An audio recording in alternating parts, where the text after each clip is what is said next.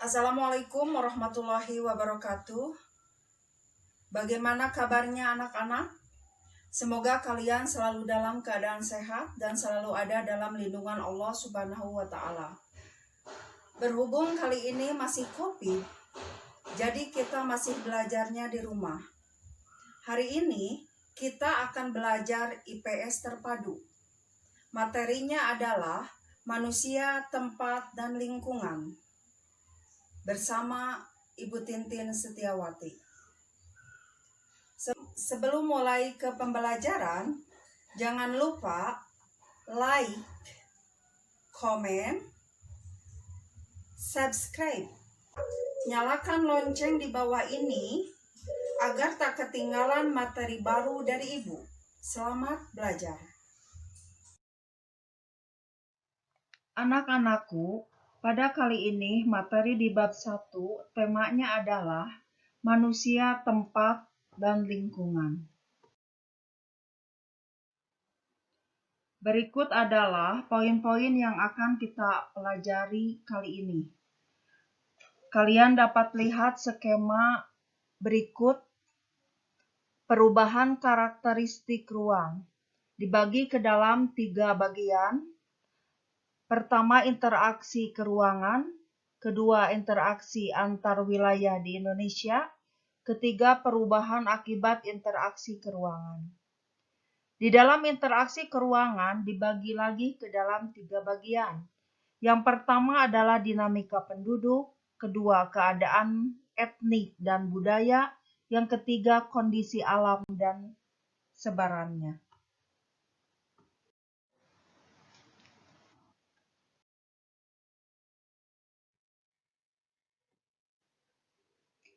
Baiklah, akan Ibu jelaskan dulu pengertian ruang. Ruang adalah tempat di permukaan bumi, baik secara keseluruhan maupun hanya sebagian, yang digunakan oleh makhluk hidup untuk tinggal. Setiap ruang di permukaan bumi memiliki ciri khas tertentu yang berbeda antara suatu wilayah dan wilayah lainnya. Karakteristik inilah yang kemudian menciptakan keterkaitan antar ruang di permukaan bumi. Perbedaan karakteristik ruang juga menyebabkan adanya interaksi antar satu ruang dengan lainnya, karena setiap ruang membutuhkan ruang lainnya untuk memenuhi kebutuhan hidup. Itulah pengertian dari ruang. Selanjutnya, pengertian interaksi antar ruang. Interaksi antar ruang dapat berupa pergerakan orang, barang, informasi dari daerah asal menuju daerah tujuan.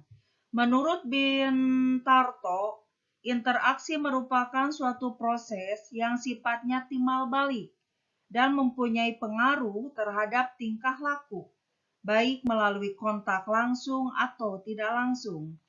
Ada beberapa kondisi saling bergantung yang diperlukan untuk terjadinya interaksi keruangan, yaitu saling melengkapi, complementarity, kesempatan antara, intervening opportunity, dan keadaan dapat diserahkan atau dipindahkan, yaitu transferability.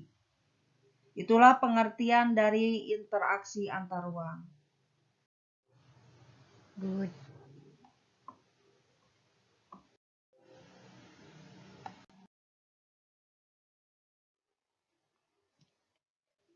Selanjutnya, aspek interaksi antar ruang terdiri dari 4 aspek. Yang pertama aspek ruang, yang kedua aspek waktu, yang ketiga aspek kelangkaan, yang keempat aspek kemasyarakatan. Akan Ibu terangkan lagi mengenai aspek ruang. Ruang tidak hanya terbatas yang bersentuhan dengan bumi, namun lapisan atmosfer terbawah juga merupakan ruang. Ruang kelas, sekolah, kota, provinsi, tempat kamu tinggal, negara, bahkan benua merupakan sebuah ruang yang lebih kompleks. Itu pengertian dari aspek ruang. Yang kedua, aspek waktu. Kamu telah memahami keterkaitan antar ruang dan waktu. Setiap kejadian pada suatu ruang memiliki waktu. Pada suatu ruang tidak lepas pada peristiwa yang terjadi pada masa lampau, sekarang, dan masa yang akan datang. Itu pengertian dari aspek waktu. Yang ketiga, aspek kelangkaan. Suatu ruang yang memiliki karakteristik berbeda dengan ruang lainnya, oleh karena itu sulit bagi wilayah untuk memenuhi semua kebutuhannya sendiri. Dibutuhkan wilayah lain untuk memenuhi kebutuhan di wilayahnya. Itu pengertian dari aspek kelangkaan. Yang terakhir, aspek kemasyarakatan, artinya suatu wilayah yang memiliki karakteristik berbeda, termasuk karakteristik masyarakatnya. Pernahkah kamu mengamati karakteristik masyarakat di daerah perbukitan? Masyarakat pantai, karakteristik masyarakat perkotaan, apakah kegiatan mereka sama dalam memenuhi kebutuhan mereka? Jika kamu mengamati lebih lanjut, masyarakat pegunungan yang umumnya bekerja dengan berkebun, masyarakat pesisir sebagian besar nelayan, dan masyarakat kota cenderung dinamis.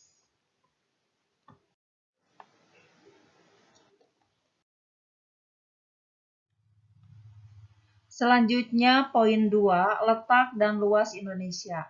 Pemahaman lokasi melalui peta. Peta adalah gambaran permukaan bumi pada suatu bidang datar dan diperkecil dengan menggunakan skala. Peta terdiri atas beberapa komponen penyusunannya. Komponen penyusunannya terdiri atas judul peta, skala peta, orientasi utara, simbol peta, garis astronomis, inset, legenda, dan sumber peta. Kalian dapat lihat inilah salah satu contoh peta Indonesia.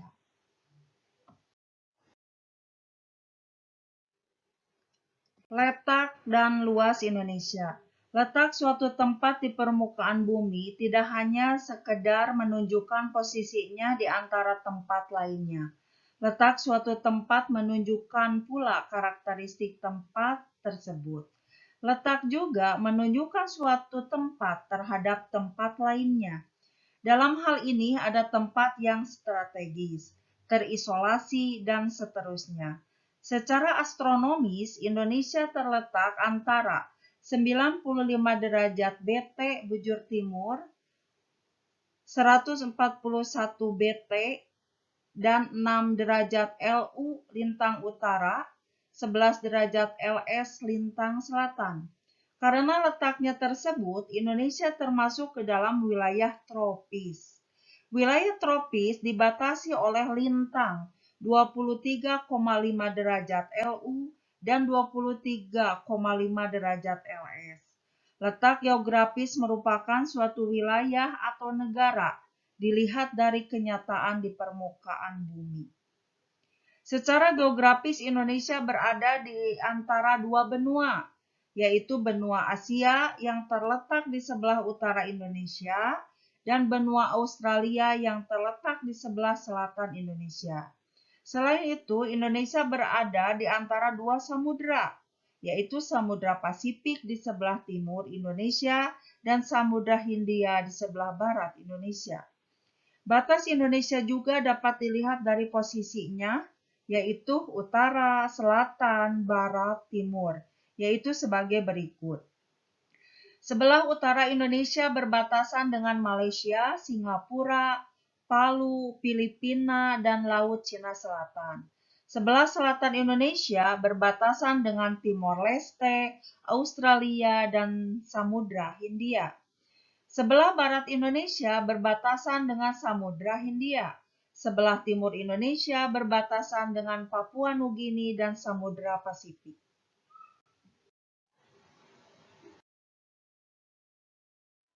Next.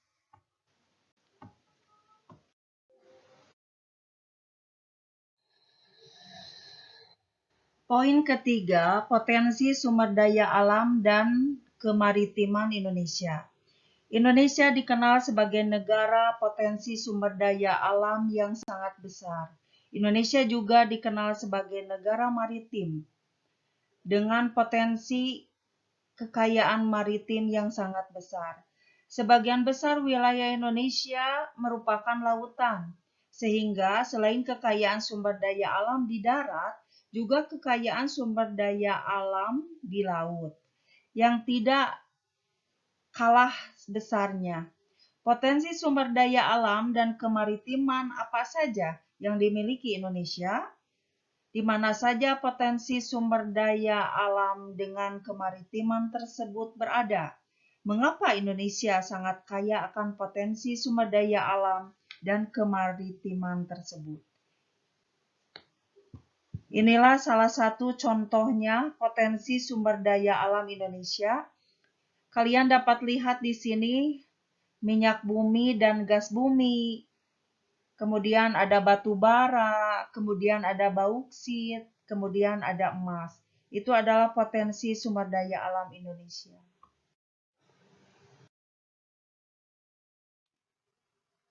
Selanjutnya, potensi kemaritiman Indonesia. Yang pertama adalah perikanan. Sumber daya perikanan laut merupakan salah satu potensi daya laut di Indonesia yang sejak dulu telah dimanfaatkan penduduk laut Indonesia. Yang kedua, hutan mangrove. Selain ikan, kekayaan laut, Indonesia juga berada di wilayah pesisir berupa hutan mangrove, rumput laut, dan terumbu karang. Hutan mangrove atau hutan bakau adalah tipe hutan yang berada di daerah pasang surut air laut. Ada dua fungsi hutan mangrove sebagai potensi sumber daya laut di Indonesia, yaitu fungsi ekologis dan ekonomis.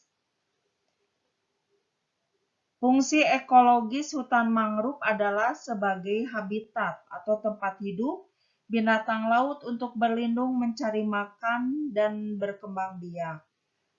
Fungsi ekologis yang lain dari hutan mangrove adalah untuk melindungi pantai dari abrasi laut.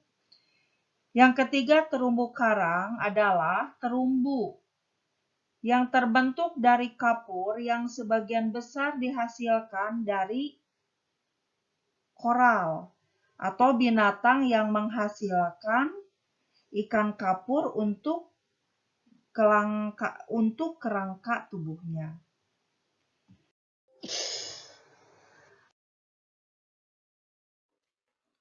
Poin 4, dinamika kependudukan Indonesia. Indonesia adalah negara kepulauan dengan potensi sumber daya manusia yang sangat besar. Jumlah penduduk yang tinggal di Indonesia mencapai 256 juta jiwa. Jumlah penduduk tersebut merupakan hasil dari dinamika penduduk. Dinamika penduduk adalah perubahan jumlah penduduk pada suatu wilayah yang disebabkan oleh 3 faktor, yaitu kelahiran, kematian, dan perpindahan migrasi. Jumlah penduduk di Indonesia memiliki jumlah penduduk yang sangat besar. Persebaran penduduk atau distribusi penduduk adalah bentuk penyebaran penduduk suatu wilayah atau negara. Apakah penduduk tersebut merata? Tidak.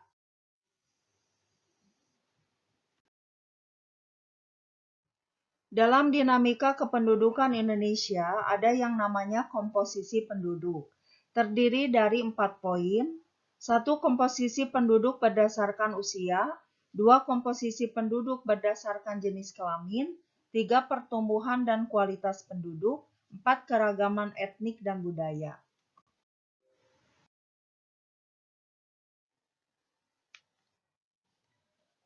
Poin 5. Kondisi alam Indonesia. Meliputi keadaan fisik wilayah. Kondisi geologi Indonesia terletak pada pertemuan 3 lempeng tektonik besar, yaitu lempeng Indo-Australia, Eurasia, dan lempeng Pasifik. Selanjutnya, bentuk muka bumi. Bentuk muka bumi Indonesia dapat dibedakan menjadi dataran rendah, dataran tinggi, bukit, gunung, dan pegunungan. Selanjutnya, kondisi iklim Indonesia secara umum, keadaan iklim di Indonesia dipengaruhi oleh 3 jenis iklim, yaitu iklim muson, iklim laut, dan iklim tropis. Kemudian, keadaan flora dan fauna. Flora artinya yang berhubungan dengan tumbuhan, fauna adalah yang berhubungan dengan hewan. Persebaran flora di Indonesia, kemudian persebaran fauna di Indonesia.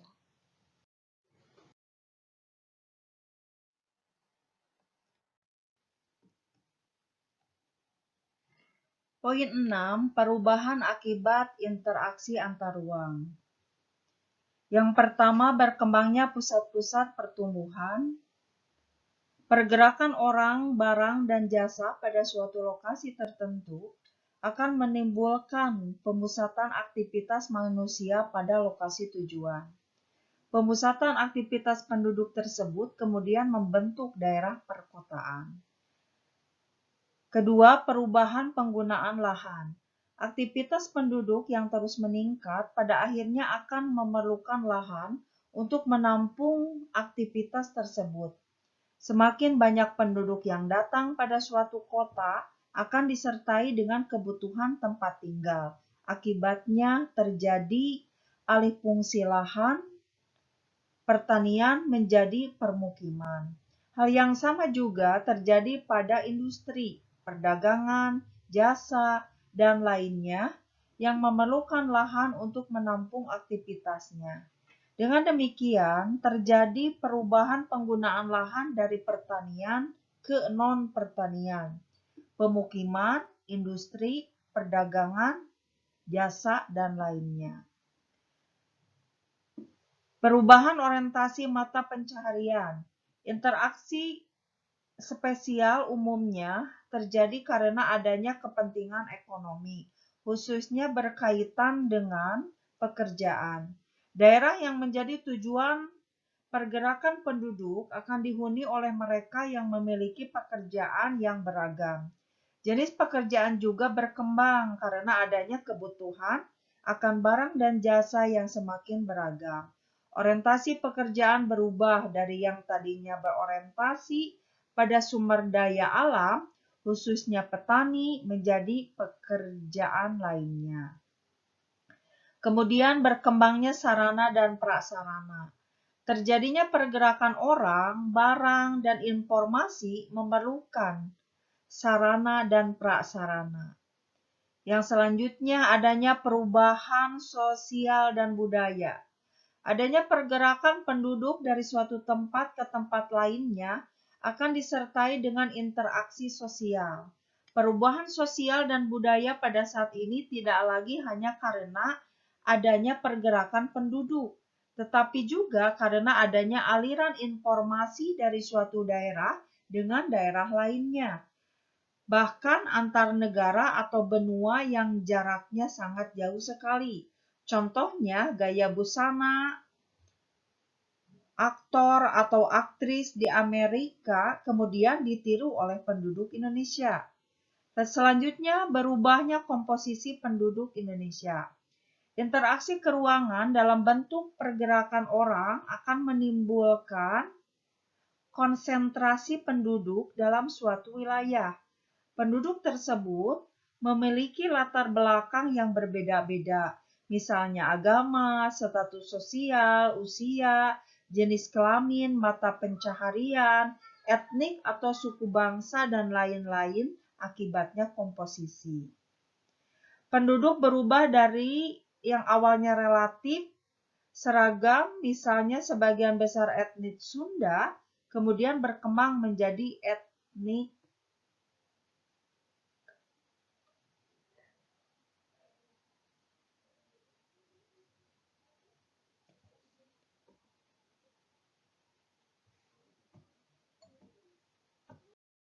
beragam